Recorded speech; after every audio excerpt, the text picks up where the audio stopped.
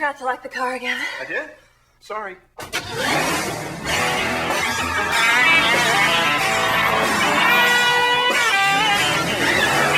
469 horsepower E55 AMG. Feel the power of a Mercedes.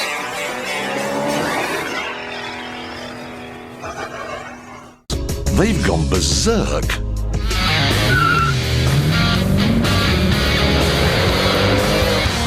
Welcome to the E55. Welcome to the door of 500 brake horsepower.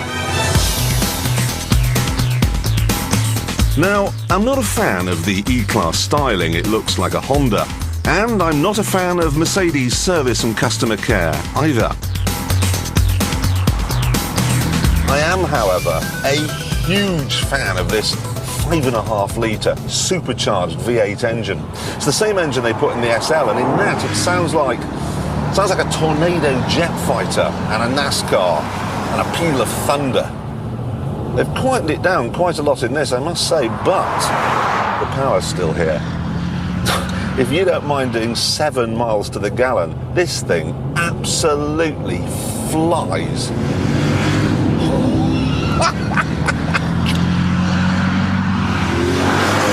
Yes, it's £3,000 more than the Audi, but you get more. In a straight line, it's even faster. A word of warning, though.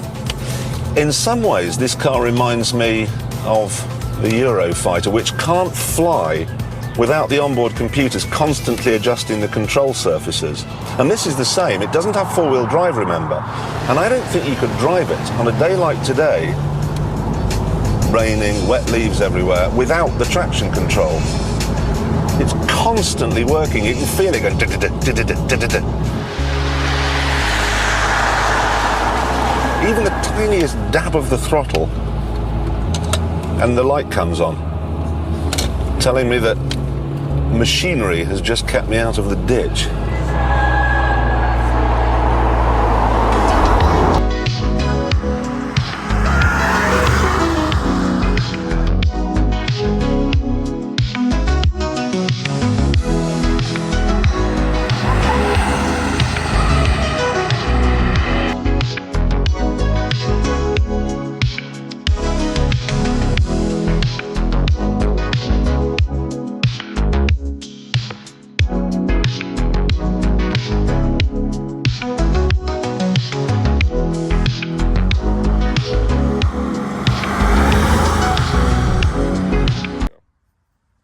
So, really proud to be presenting this 2003 E55 AMG. It's got the 5.4-liter V8 with the K compressor.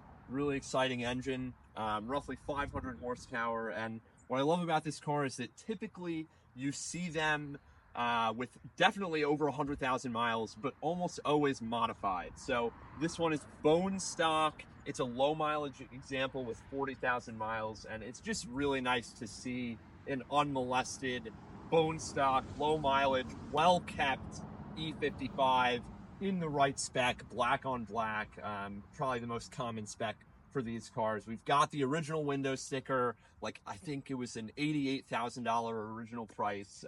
And yeah, I am a huge Mercedes fan. I own an SLK 55. I've owned an R129 SL500, all similar V8s. Obviously the SLK 55 being an 09 has the same block. It's just doesn't have the K compressor that this does, really just a supercharger. And yeah, so very excited to be presenting this car. I'm a huge fan of this E55, and I've always wanted to drive one ever since I was a kid, since seeing Jeremy Clarkson review them on Top Gear, and I think they are just extremely, extremely handsome Mercedes cars. They're incredibly good looking, and you know, I would say the true golden era of like the hot sedan horsepower wars of the early 2000s. I think around this time, this was not E60 M5, but E39 M5 with the big NAV8. You also had the Audi RS6, which we got in North America for only 1 year, I believe. And so, yeah, those three are just really, really, they're in my mind as just the golden era of horsepower heavy sedans. Alrighty, yeah, and just quick shot of the interior on this car, which is in just such nice shape. The black on black, all the leather, the wood trim, it's just peak early 2000s Mercedes ultra luxury sedan, the sportiest of the ultra luxury sedans. So yeah, this is the car that really, I think, you know, signifies that early 2000s horsepower war era that we know, you know, so well from Mercedes, BMW, and Audi. And yeah, quite a nice place to be, the interior, and quite comfortable. Feels really sporty. No complaints, no complaints.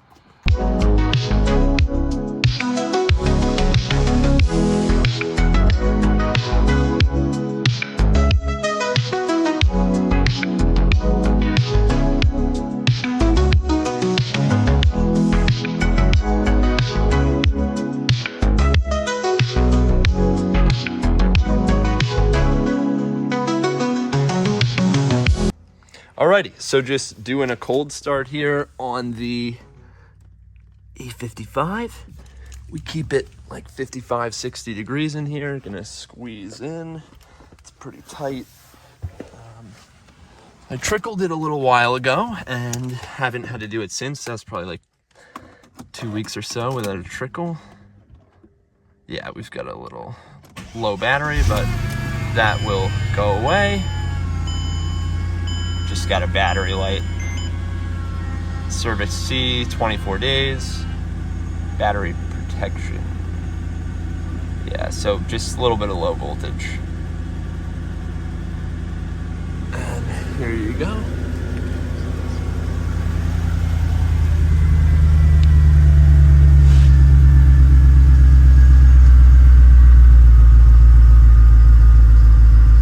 Alrighty, idling at like 850 RPM here. Everything's reading properly. Yeah, pretty quiet. They, you know, can be a little, have a bit of a whine when they're totally cold, but this is not too bad. See for yourself.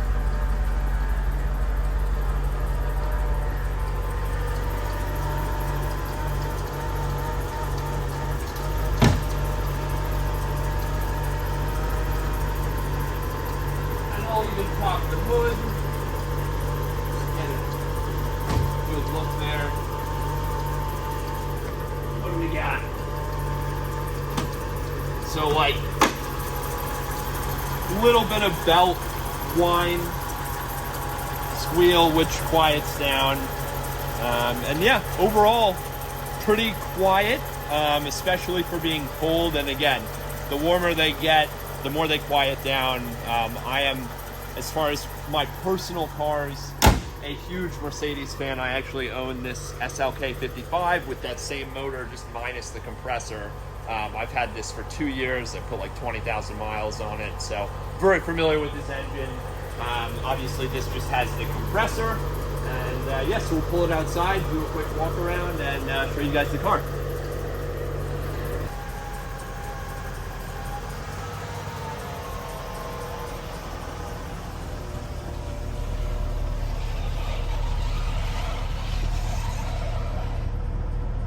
And what a motor. What a motor. So you pull that little tab there. There you go. Supercharged 5.4. Really strong, really strong. Really a really fun car to drive, I gotta say. So yeah, no leaks, no wetness. Overall really feels quite strong, other than that little battery disconnection we had. Alrighty, so here we are. Fire up, just giving me a service C exceeded and a check washer fluid level. But yeah, we've got a little over quarter tank, engine temps at like 55 or coolant temp. All the gauges seem to be working. I do love the way that the OG Mercedes, like early 2000 gauges, are styled. It is hot, so I am immediately gonna turn the AC on, remembering how these old Mercedes systems work. What else do we have? We've got the screen, and I've seen these fade like crazy and get like super pixelated. Like all of these displays I've seen get super pixelated. This one looks good.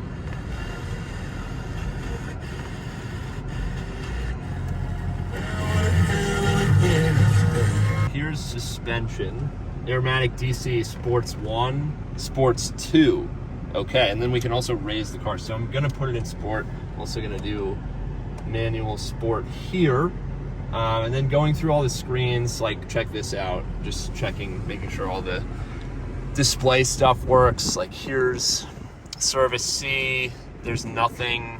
Engine oil level, not when engine on, okay. And then just like temperature steps, you can do an oil reading, audio off. Here's our malfunctions. Obviously the battery's low, as I was saying, and the washer fluid. Otherwise we're good. Coolant temp is to a point where I'm pleased. Let's head on out. So what else is there? Not a whole lot. Obviously you pay for the car and the engine mostly with this guy. Brakes feel good. And that AC is kicking. Oh, please note, conventional functions available again. So the car's been running, alternator's been going. So all those issues from a low battery are no longer here. Feels great. Feels great. I'm gonna adjust my mirror here. And I'll also do I remember how? Yeah, I do. Push that. Okay, so that's adjusting properly. That is too. Very good. So this guy has the right of way. He's gonna get it. And wow, I'm really impressed with the AC. It's so cold.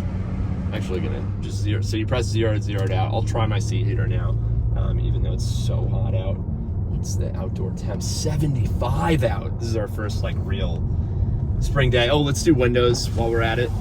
Front windows working as they should. Let's do rears. Rears working as they should as well. Oh, okay, sorry. Just fat fingered it. There's the, okay, yep, both mirrors working as they should. Windows, and I'll step on it here. Here's a 2,000 RPM. Ooh. Ooh. Ooh, this is actually my first time driving this car. Nice. I'll try the paddles. I think you have to be in manual. Yeah, for fourth gear. There's 3. There's 2. Oh yeah, so it's slow, but... And the handling is nice. Like, it's interesting understanding the dynamics. And it will stay in the gear, wow. Oh, okay. I really underestimated how much I would like this car, actually. It's nice. It's nice, I do. Yeah, there's the exhaust note is sick, too. And it shifts well, and the brakes feel great. I will also add the brakes feel great. Nice. Nice. Really good. Really strong. Just a little stuck behind this guy. Hey there. Friendly neighbor. Oh yeah, it's interesting because like you can kind of feel the supercharger, but it's not like, I mean, I haven't driven that many supercharged cars. Like mostly I'm familiar with the Hellcat, which has like such an obnoxiously loud supercharger, and it's like the whole personality of the car is the supercharger. So this is in a lot of ways a very refined feeling. It's a lot more understated, but the power is most definitely there. Like I haven't really gotten on it at all yet because we've been behind this guy here. But it's good. I'm really pleased with how the car is shifting. I was expecting a lot worse. Like on my SLK, I usually leave it in sport just because like the paddles do the job, but they're a little slow. I feel like downshifting as I see fit maybe puts some strain on the transmission, so I just let it shift itself. But this feels really good, and keep in mind my SLK that I'm used to, that was a first gear downshift. I'm gonna do a U-turn here, which is not allowed. So we're in 1. I'm not a big first gear pull guy, but second gear, ooh! Third gear, feeling strong. We got some road to ourselves. Wow, super grunty, super grunty. And it feels quite planted.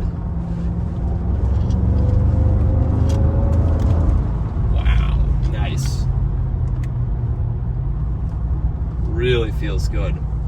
Really feels good. Wow. And temps are fine. It's at like 90 degrees Celsius. We'll give this guy plenty of room. Shameful wave. So we're doing something bad. 4,000 pull. This is a great little section of corners here. I know there's workers here, so we'll slow down a little. Keep going. Oh, wow, this is really nice to drive.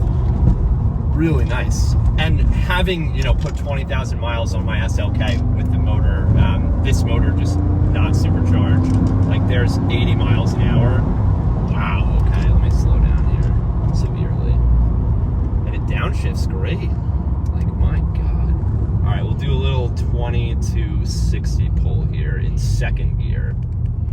Okay, here's 20. Flat foot. 60. 80. Very fast, very fast. Very, very fast. Getting on the brakes hard. And back to 40. Wow. Yeah, I'm impressed. I am impressed. This car drives great. I kind of want to keep driving it. Let's. Why not? Why not? It's really nice. It's really nice. I am gonna go right, I think, and we'll just keep going. I'm gonna turn the AC back on though, because it's very hot. Also, my seat heater is working great. There's Dean. Wow, it feels so good. Feels so good. I didn't think, I guess let me try Sport again and see how it likes to shift itself. Oh yeah, you give it some pedal and it'll go. I do like the paddles though. I usually don't like pre-20, I don't know, pre-2012 Mercedes paddle shift systems, but this is nice. This is nice. This is actually pretty confidence inspiring. This is a bumpier road, but let's give it a shot. Nice, challenging, dynamic road here. This is actually the road you take. We'll pass the entrance of Lime Rock, and temps are staying really healthy. It's a nice corner here. She does. Wow! Don't want to go too fast over this blind hill here. Keep it chill. And still in Sport. Hanging out at like 2,000. Okay, let's rock it. You do hear the supercharger a bit when you're on it. You do. You have to be revving though. What, it stopped? No. Low battery. Okay. It's still rolling, right? Yeah. And yeah, very, very, very nice. It's easy to, and it's like 70 feels like 50. It's pretty impressive. Even for like a aromatic suspension, old system, it feels really, really planted. Oof, big, so got a traction control light there, because we're going over the bumps. Oh wow, it feels so good. It feels so good. I'm gonna actually put it back into manual because I like that better. Pick a gear and just stick with it, you know.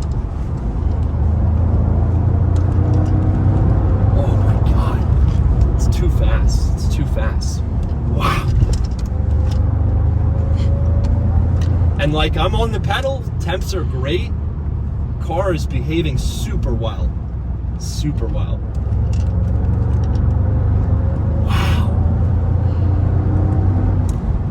Wow. Really nice.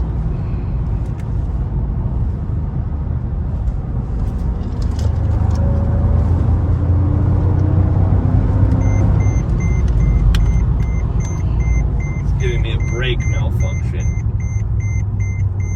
Oh, battery alternator. Okay, that's okay. We're all right. Stop. Well, we can turn around. Alrighty, so we are having the battery alternator warning, the stop vehicle warning. It's fine. Braking pressure feels fine.